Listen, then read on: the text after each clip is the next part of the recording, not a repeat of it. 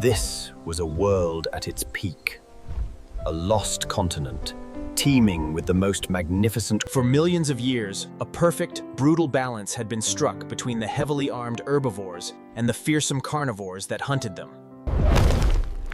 And at the very top of that world reigned a king, a predator so powerful, its name would be Tyrannosaurus Rex. This is the story of one such king, a journey of life, death, and unparalleled power. But every tyrant has a humble beginning. Our story begins here, in a nest carefully guarded against a world of dangers. Inside, after months of incubation, a new generation is ready to emerge.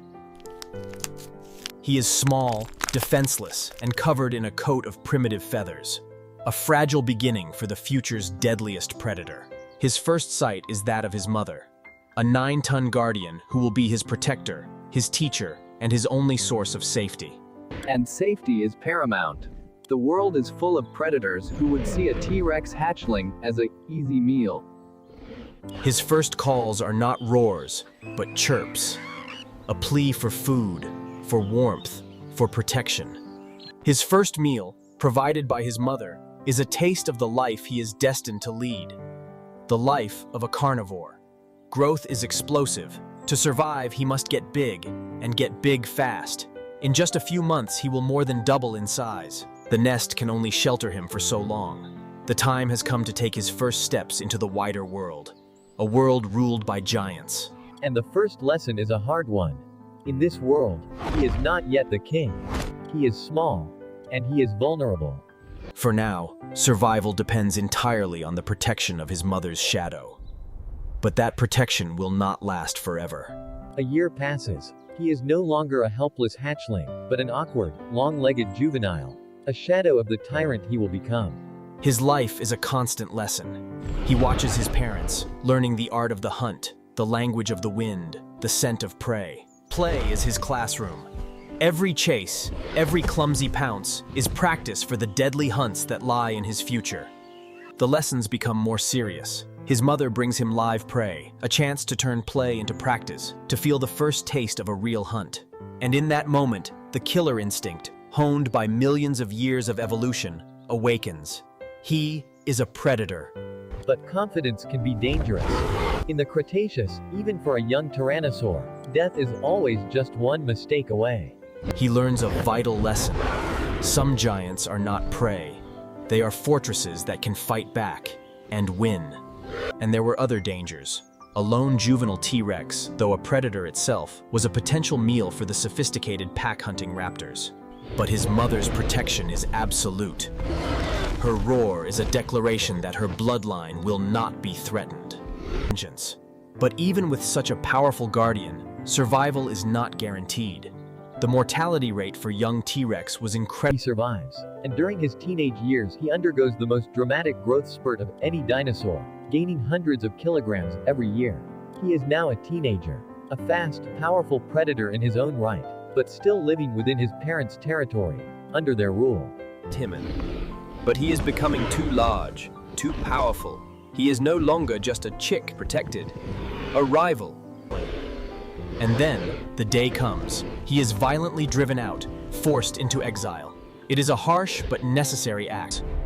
Alone, and without a territory to call his own, his journey to become a king has just begun.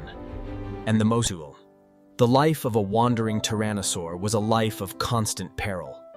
Without a territory, he was an outcast. He learned to be a ghost. To trespass on the territory of a larger, more powerful male meant a swift and brutal death. Hunting alone was a different challenge. He no longer had his parents to guide him. Every meal had to be earned through trial and error. And some errors were more painful than others. He learned quickly that a direct assault on an armored fortress, even a small one, was a fool's errand. Often, survival meant scavenging, not hunting. A humbling existence for a creature born to be a king. But he was not the only scavenger. And in this harsh world, nothing was free.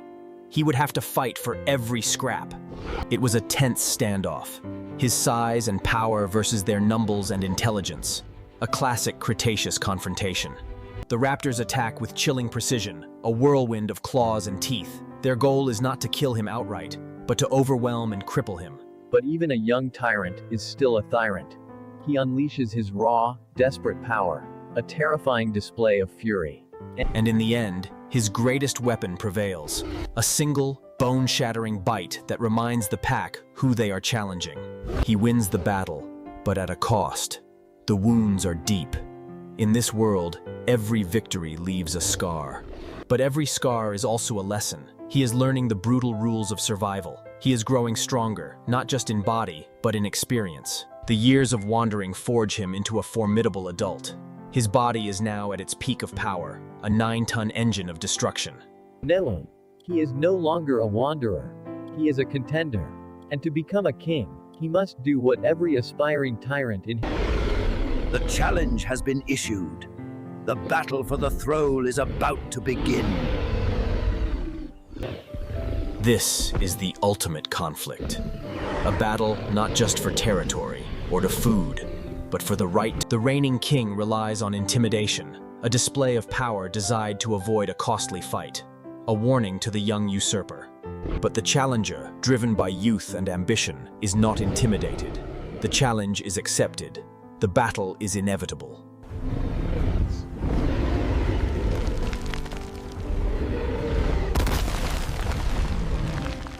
It is a battle of jaws. They push and shove, each trying to gain the leverage needed to bring their ultimate weapon to bear. First blood goes to the veteran, a painful lesson in the brutal reality of a tyrant's duel. Every scar tells a story. But what our challenger lacks in raw power, he makes up for in speed and stamina. He uses his youth to his advantage, trying to wear the old king down.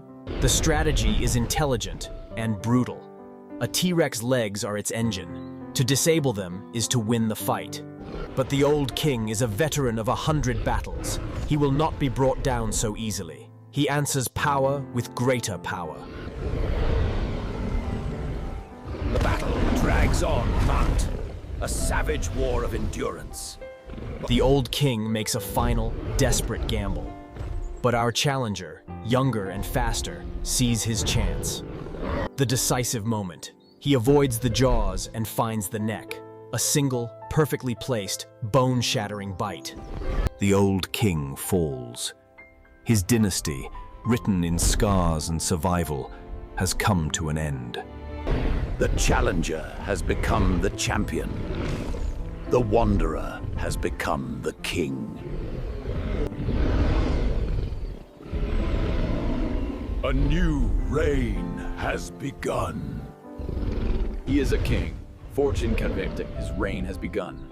His life is now a constant effort to hold his territory and feed his colossal 9-ton body. Every day is a patrol, a relentless survey of his kingdom, reinforcing his scent markings. He is an opportunist. Why expend energy on a difficult hunt when he can use his terrifying presence to steal a meal from lesser predators? It is the law of the Cretaceous. The king always eats first. But stolen meals are not enough. To sustain his massive body, he must hunt the most dangerous prey of all. This is a hunt of intelligence, not just power. He does not attack the strongest. He looks for a weakness, a chink in the herd's armored wall. The approach is silent and patient. For a predator this large, surprise is the most important weapon. The charge is an unstoppable force of nature. 9 tons of muscle and teeth focused on a single point. But the Triceratops is a born survivor. It does not run. It turns to face the tyrant head-on. The Duel of the Kings. A battle of inches, where the T-Rex's bone-crushing bite meets the Triceratops's lethal horns. A devastating blow. The Triceratops lands a critical hit, a wound that could prove fatal. But the tyrant's bite is absolute. Even mortally wounded, its power is enough to end the fight. A final, desperate, and victorious act. He is victorious. He has his meal. But he carries a wound that may never truly heal. In this world, survival is a brutal business. To live, the king must kill. And so the cycle continues. He holds his throne, raises a new generation, his body a